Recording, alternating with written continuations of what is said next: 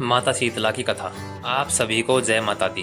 दोस्तों, आज हम आपके लिए एक ऐसी कथा लेकर आए हैं जिसके सिर्फ सुनने मात्र से आपकी दरिद्रता दूर होने लगेगी। आपसे अनुरोध है, आप इस कथा को बीच में ना छोड़ें, पूरा सुने। कथा है माँ शीतला की पावन सत्य कथा। यह कथा बहुत पुरानी है।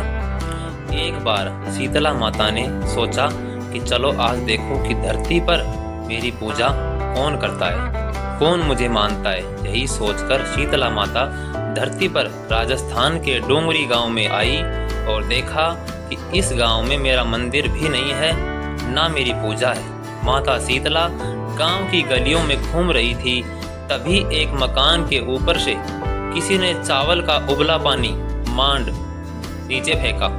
वह उबलता पानी शीतला माता के ऊपर गिरा, जिससे शीतला माता के शरीर में छाले फफोले पड़ गई। शीतला माता के पूरे शरीर में जलन होने लगी। शीतला माता गांव में इधर उधर भाग भाग के चिल्लाने लगी, अरे मैं जल गई, मेरा शरीर तप रहा है, जल रहा है, कोई मेरी मदद करो। लेकिन उस गांव में किसी ने शीतला माता की मदद नहीं की। तभी अपने घर के बाहर एक कुम्हारन महिला बैठी थी। उस कुम्हारन ने देखा कि अरे यह बूढ़ी माई तो बहुत जल गई है, इसके पूरे शरीर में तपन है, इसके पूरे शरीर में छाले फफोले बढ़ गए हैं, यह तपन सहन नहीं कर पा रही है। तब उस कुम्हारन ने कहा, हे माँ, तू यहाँ आकर बैठ जा, मैं तेरे शरीर के ऊपर ठंडा पानी डालती हूँ। कुम्हारन ने उस बूढ़ी माई पर खूब ठंडा पानी डाला और बोली, हे माँ, मेरे घर में रात की बनी हुई राबड़ी रखी है, थोड़ा दही भी है। शीतला माता ने ठंडी ज्वार के आटे की राबड़ी और दही खाया, इससे शरीर में ठंडाई मिली।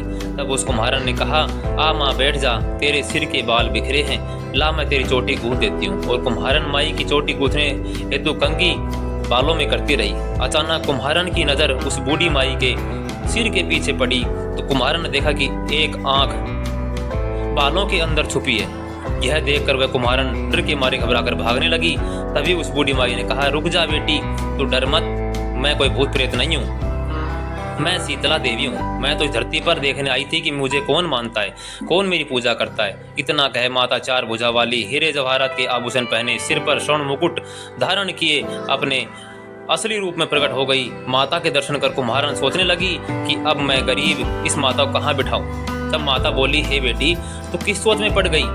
तब उस कुम्हारन ने हाथ जोड़कर आंखों में आंसू बहते हुए कहा, हे माँ, मेरे घर में तो चारों तरफ दरिद्रता है, बिखरी हुई है, मैं आपको कहाँ बिठाऊं। मेरे घर में ना तो चौकी है, ना बैठने का आसन। तब शीतला माता प्रसन्न होकर उस कुम्हारन के घर पर खड़े हुए गधे पर बैठकर एक हाथ में झाड़ू, दूसरे हाथ में डलिया लेकर उस कुम्हारन के घर की दरिद्रता को झाड़कर डलिया में भरकर फेंक दिया और उस कुम्हारन से कहा, हे बेटी, मैं तेरी सच्ची भक्ति से प्रसन्न हूँ, अब तुझे जो भी चाहिए मुझसे वरदान मांग ले। तब कुम्हारन ने हाथ जोड़कर कहा, माता, मेरी इच्छा है अब आप इसी डूंगरी गांव में स्थापित होकर यही रहो, और जिस प्रकार आपने मेरे घर की दरिद्रता को अपनी झाड़ू से साफ कर दूर किया, ऐसे ही आपको जो भी होली के बाद की सप्तमी को भक्ति भाव से पूजा कर आपकी ठंडा जल, दही बासी ठंडा भोजन चढ़ाए, उसके घर की दरिद्रता को साफ करना और आपकी पूजा करने वाली नारी जाति का अखंड सुहाग रखना, उसकी गोद हमेशा भरी रखना। साथ ही जो पुरुष शीतला सप्तमी को नाई के यहाँ बाल ना कटवाए, धोबी को कपड़े धुलने ना दे, और पुरुष भी आप पर ठंडा जल चढ़ाकर, नारियल फूल चढ़ाकर परिवार सहित ठंडा बासी भोजन करे, उसके काम धंधे व्यापार में कभी दरिद्रता ना आए। तब माता बोली, तथास्तु, हे बेटी, जो तूने वरदान मांगे मैं सब तुझे देती हूँ। हे बेटी, तुझे आशीर्वाद देती हूँ कि मेरी पूजा का मुख्य अधिकार इस धरती पर सिर्फ कुम्हार जाति का ही होगा। तभी उसी दिन से डूंगरी गांव में शीतला माता स्थापित हो गई और उस गांव का नाम हो गया सील की डूंगरी। सील की डूंगरी भारत का एकमात्र मुख्य मंदिर है। शीतला सप्तमी वहां बहुत विशाल मेला भरता है। इस कथा को पढ़ने से घर की दरिद्रता का नाश होने के साथ साथ सभी मनोकामना पूर्ण होती है। जय माँ शीतला सबका कल्याण करे। जय माता दी। आप सभी दोस्तों से निवेदन है, इस कथा को बीच में ना छोड़े, ना स्किप करके देखें। धन्यवाद।